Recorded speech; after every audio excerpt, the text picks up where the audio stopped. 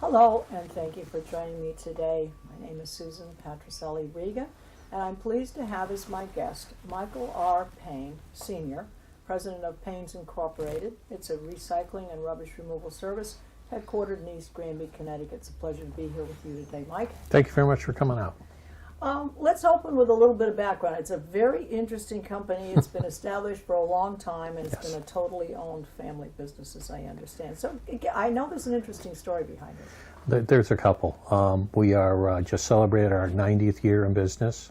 Mm-hmm. We were started by my grandparents, and then my parents ran it, and then my brother and I ran it. He has since retired, and now I'm working with what will be the fourth generation, Julie Paine Miller and my son Mike Paine Jr. It's challenging. You have all the normal experiences and things you need to do as a business, but then you have the whole family aspect, and it brings a different dimension, but it brings a lot of satisfaction with that. Well, there's continuity and consistency. Yes. And I think you and I mentioned that there's a culture that you like to Very form and much. set for the staff, which is important because if everybody isn't on the same page, it's not going to mesh too well.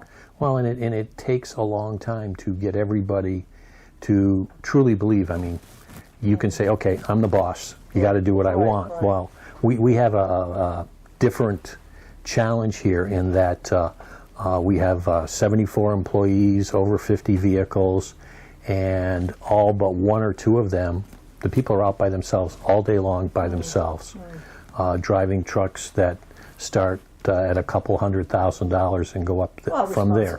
A lot of responsibility. And bad weather, and driveways that aren't cleared yet. Yeah, and everything, and we cover, our footprint of what we cover literally is to the east, all the way to Vernon, Manchester, south to Cromwell, New Britain, all the way circling around to the northwest. We're up in North Canaan, Cornwall, Canaan, Norfolk, Winsted, all the way down through Enfield. We go into Massachusetts a little bit. And how many trucks?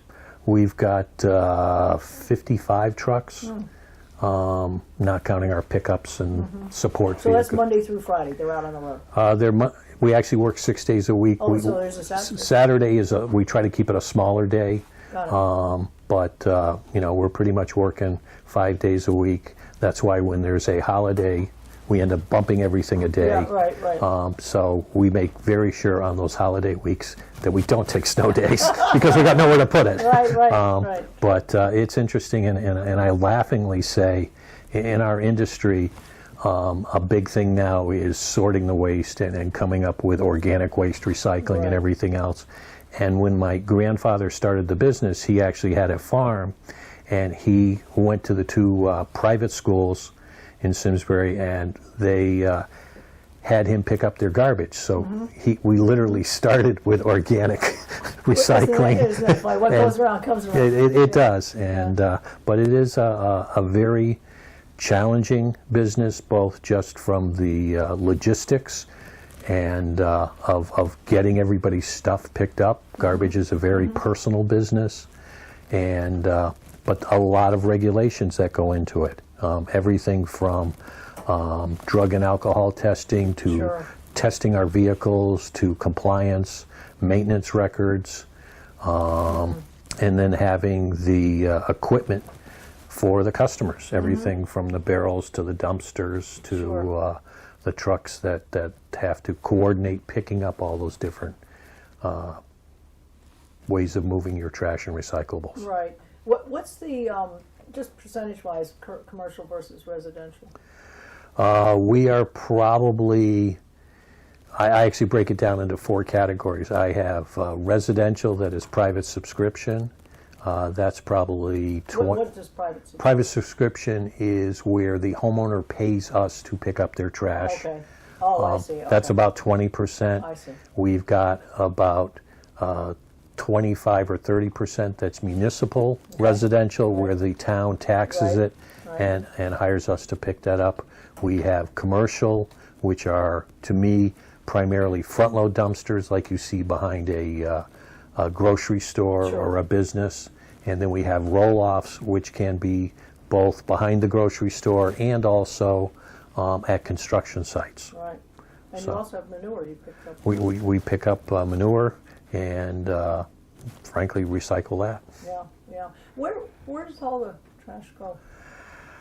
Everything goes to different places. That's Oh. part of the challenge. Many towns have different arrangements as to where different material is supposed to go. For instance, Granby and East Granby. Yeah.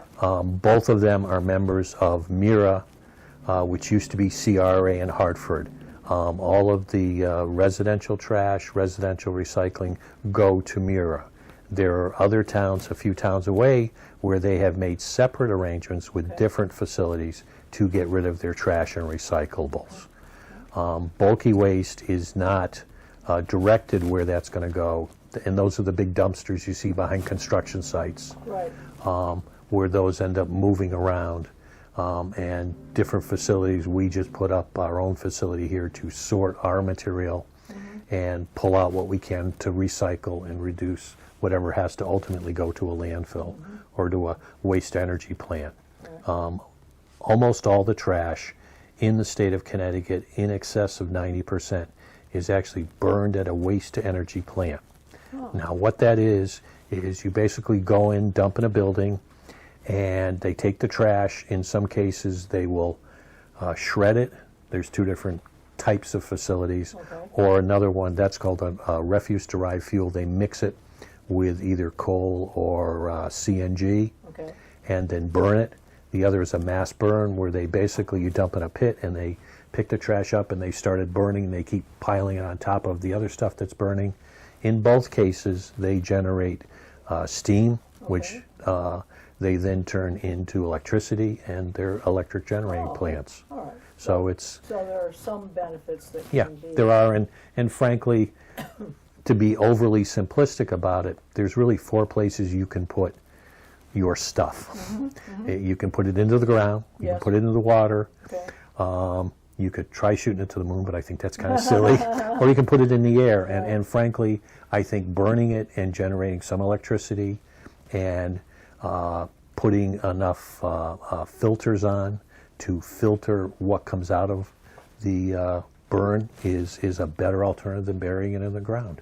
Well, it's all environmentally oriented, which, Oh, which yeah. kind of leads me to a question which may or may not really tie into you folks, but the governor signed this executive order about being carbon-free in Connecticut by 2040. Is that now going to somehow or other come down to your business and impact it or affect it or incur some other methods of operating for you folks? do you think? As I understand it, it's definitely going to affect us. Okay. For instance, we started 4 or 5 years ago beginning to buy compressed natural gas trucks, CNG trucks.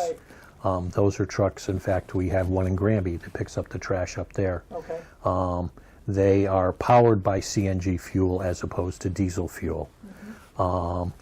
One of the biggest producers, or biggest way that they get CNG out of the ground, is from fracking, which when they do that, it releases the gas, and then they cap it and then clean it up and then Okay. sell it.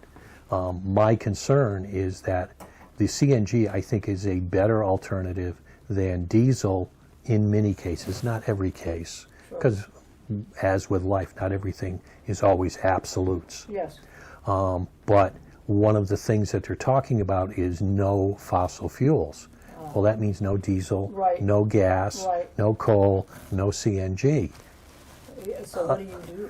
Electric garbage trucks right now cost easily twice as much as the CNG trucks that I'm running that cost more than the diesel trucks. Oh my God.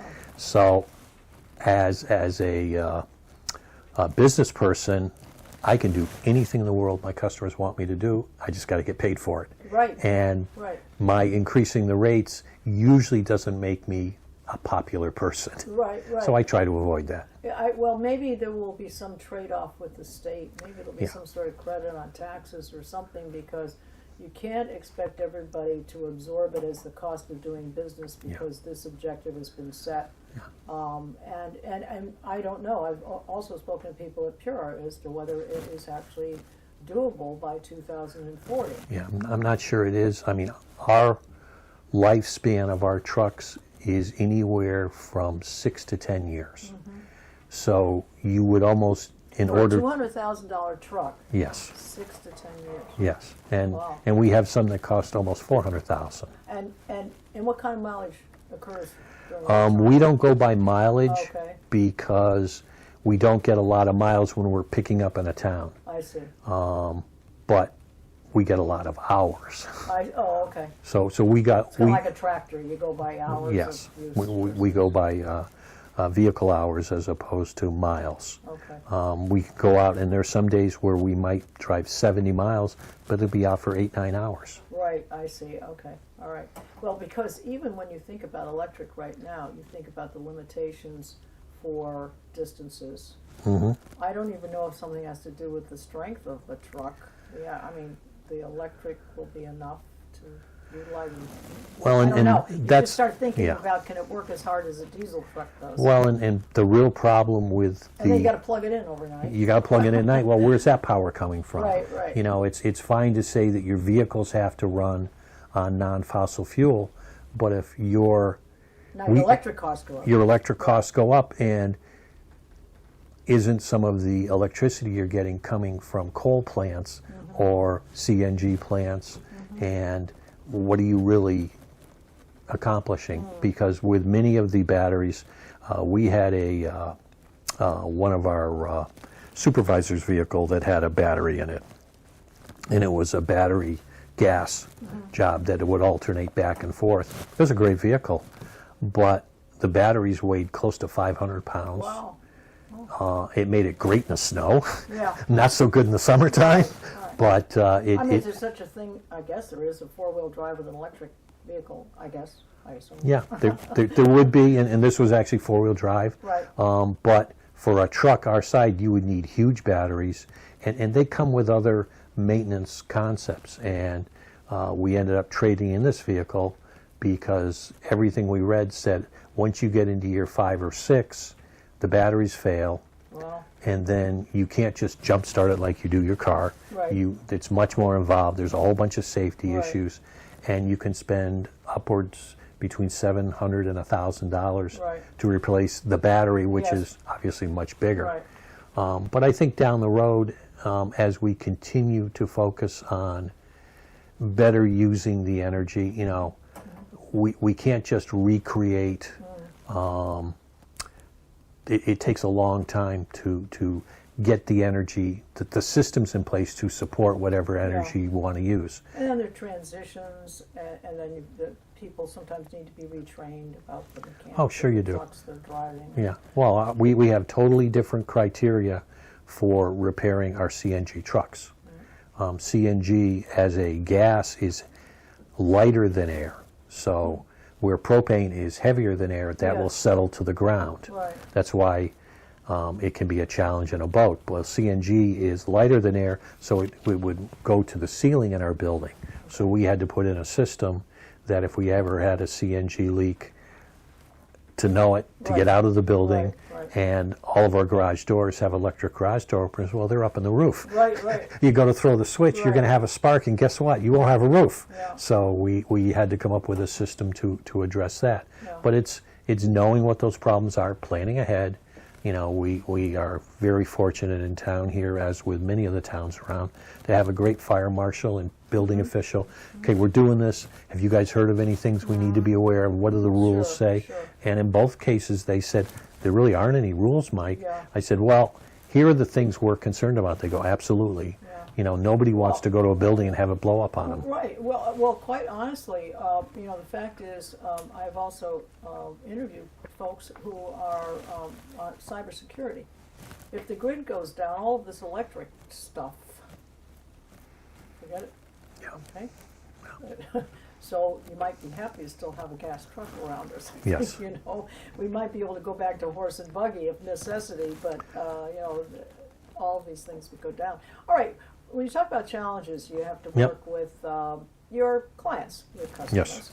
Are they pretty good about sorting stuff, or do you run into problems where people put the plastic bags in the thing over here and they didn't put the cardboard over there? And, you know, do you run into that, or are people pretty responsible? All in all, people are pretty good. The biggest problem we have is what I've come to call hopeful recycling. Okay. They put it in there. They know that they should recycle scrap metal. Okay. So they'll put in a pot or a pan in Yes, there. yes. It doesn't belong in there. Oh. They use plastic bags because they don't want to get their Right. recyclables. They want to contain them. Yes. Well, those plastic bags end up wrapping around the machines and causing all kinds of problems. Sure. Very few people go in and want to do or not do the right thing. Right. Most people want to do the right thing. So as a result, you kind of, we found it's easier to focus on the people who are doing it right, keep them involved, Yeah. and then work on the small minority. Right. Unfortunately, over the last 4 years, and it's escalated every year, the recycling standards have gotten higher and higher and higher. Yeah, pizza boxes can't go in the pizza cardboard box, department anymore. correct. A few things have changed. Yeah. You might want to touch on that. Anything you think Yeah. would be informative to our viewers that, hey, you used to do this, but now you can't. Yeah, no, and the simple things are there are a number of items that the state mandates that we have to recycle, but there are things, probably the biggest challenges are the plastics.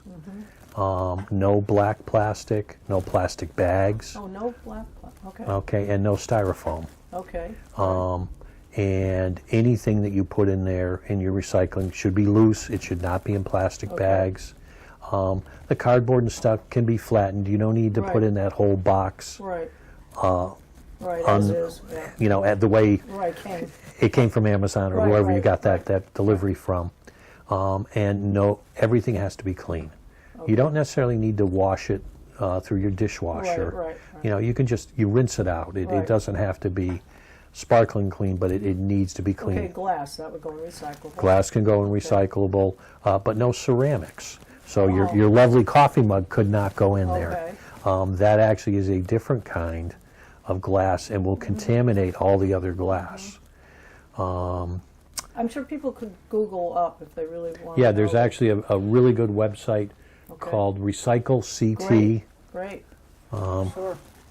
And we'll make it's sure we it's put it that actually up on the I went on it to make sure that they gave me the right Right, address, right. and it's got a bunch of information to the point where you can put in what you'd like to recycle, and it will tell you how to Yes, handle it. Or how to handle it. How to handle it, because not every town has the same standards. Yes. And even around here, there are towns, 3-4 towns away, that handle their stuff differently. Yes. Around us, most of the towns, their recyclables and trash go to Mira. Yeah, We've yeah. also run into, we've actually had a couple of loads that were contaminated, and in one case it was a can of paint that somebody put in there, Because you're not even supposed. That's not supposed to go in any no, garbage. it doesn't need to go in there, and actually your paint can go to your local paint store, Right, and and they they'll take take care it of for it nothing. separately. Somebody else put in a asphalt driveway sealer, Okay. and that blew up in our truck and destroyed the Oh whole my load. God. Yeah. Oh. So again, people are makes sense. well intentioned, and they said, Yes. "Oh, it's got the number on it." Well, Yeah. the can of paint still had stuff in it. The driveway sealer still had material in Right. it, and the standards are getting higher and will continue to get higher. It's going to be tougher to get rid of material. Because Going forward. impose fines. Yes. I would imagine Yeah. for things that are not, and so that means you need to pass that down. That's, Sure. You need to follow the rules, but then you need to make sure, like you said, that people well intentioned, but they Yeah. put the thing.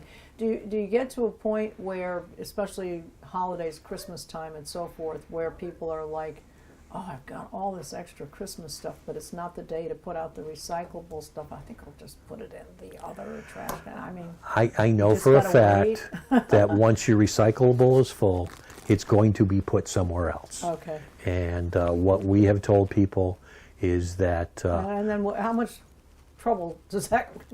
well, it really, it ultimately is going to cause trouble because there's a state law that says you can't put recyclables in the trash. Right. So that there's that problem, but there's also the logistics, and frankly, with a little effort, more times than not, I very rarely fill our recyclable container. Even my trash bill is not full. Now, you pick up every other week with the recyclable thing. Yes. So, is there a reason why it might not be picked up because you think that's less than the trash? Is there a reason why you might not get on to doing recyclables every week? Or what was the determination on that? Initially, we're doing recycling every week when Okay. everybody had their small. Of course, you're different customers, different. Yeah. Okay. But everybody had a small recycle bin. Okay. Then we went to the bigger barrel, which really was driven by bigger volumes that we were getting from the homes because Okay. there was so much cardboard. As Ordering everybody knows, online, getting things delivered. everything online comes in a cardboard box. Right. So that was part of the incentive to do it. We did do a program with one of our municipal customers, tried doing every week recycling. While people had stuff out, we didn't significantly increase the amount of recycling that we got. Oh. Not enough to justify the Doing it additional every cost. week, doing it every week. Yeah. But we could foresee that if people continue with this. That or some other kind of system to take care of that. It could be that there's a drop-off somewhere for them to use, because not everybody needs it every week. Right. And frankly, what we found is some of the people, or percentage, and I don't remember what it is right now, were running a business out of their home, so they Right. had a lot of stuff being delivered. Well, that's not the norm. Yeah. And but I also know with a little effort, you can flatten cardboard down Sure. and put a lot of stuff in a barrel. Sure. But we've tried that. I can foresee the what is in our waste stream now continuing to evolve and trying to get more material out of that. We've Could done. you see a third segment? I mean, where Yeah. it can't go in the recyclable, but it can't go in the food trash thing. It's a something else. I can see us ending up with another Like category. toys or something. Yeah, Where well, do I put them away, toys you can know? actually go. The big plastic toys and stuff can actually be put in your recycling. Oh, okay. The toy houses and the big wheels and that kind of stuff. Get as much metal Right. as you can off, but the rest of them can go in there. Right. And a lot of it becomes being proactive of trying to think, what can we do with this stuff? Yes. And finding homes for a lot of the stuff is plastic, and even with the paper, it goes to a lower form. White paper is typically the top of the food chain, or food Yes. plastics, and as they go down, they go into our cars, into the cameras Right. that we're looking at, different rulers or stuff, and that doesn't need to be food grade quality, but it can be stepped down. Yes. Yeah. Well, I think your business is a very interesting business, and you're very community oriented. We try. We know that, and that you like to service your customers and so forth. Do you see your business expanding to a larger number of towns? I don't know how Yeah. many people are actually in your industry in the area. We are really, there's a company in Windsor, there's another company in East Windsor, there's one in Hartford, there's one in Plainville. There are fewer and fewer competitors. It's a tough business, it's a capital intensive business, and it is. And you got to watch that profit margin, Well- because you're anticipating all these costs coming Yeah. up. So you've got to meet that, as you said. You'll do anything you. Yeah, you got to plan ahead, and there are a lot of regulations that we have on us, both as a business in a town, but doing business in the town, paying taxes, all of that stuff. All of that becomes part of the puzzle, and I mean, that's really my job now, is to really both oversee the company, but also train my niece and my son to take over and sure. educate them. Sure. Well, I think what's interesting for towns to look at, you said some you have the private thing where the people pay you directly, and then some you have you work through, they pay their taxes, and it Yeah. gets done. And it's interesting for towns to take a look at it and see whether it might be better off with their budgets one way or the other, Yeah. depending on their mill rates and so forth. So it's everybody getting on, I guess, not to not to burn an old expression, but everybody getting on the same page to determine what the objectives are and how we're going to most successfully meet those objectives. And Meet the objectives, and at the same time, have it be as beneficial as you know. It's finding a balance. to the That's end really user, what it to is. the end user. It's Yeah, a balance, and which it's is your you know, if you're given a choice of paying money in taxes, Yes. or doing it yourself, Yes. or having it done another way, you want to be able to look at those and really comparison shop, for lack of a better exactly, term. because if you're a private person, then you can know where that factors into your budget. It gets lost in your taxes. Yeah, when it you can. do It can. You know, And and you don't even really know what that line item is. well, and the reality is, once it goes into your tax base, it is spread out based on whatever you're taxing. Yes, So if you have $1 million home versus a $100,000 home, true. you are paying based on initially that value Yes. of that home, unless they have user fees. Yes, yes. It's been very interesting. I think it's an insight behind the curtain on your industry. You've been very nice to talk to, and I think very candid, which we very much appreciate Yep. on Connecticut Valley Views. And so we really enjoyed today. Thank you, Mike, for your Well, time. thanks for coming out and talking trash. I appreciate it. I like that. All right, and the website is Paines, Paines, Inc. Incorporated.com. You can also see all of our website on Connecticut Valley Views, CT Valley Views, for all of our programs. I think there's also an article, I just want to mention this. There's a Climate and Energy Environment article by Jan Ellen Spiegel. It states it is the first of an ongoing series examining Connecticut's expensive and increasingly unsustainable waste disposal system. So you might want to check that out as well. But thank you again. This is Susan Patricelli-Regan. I appreciate you watching our show. Thanks so much.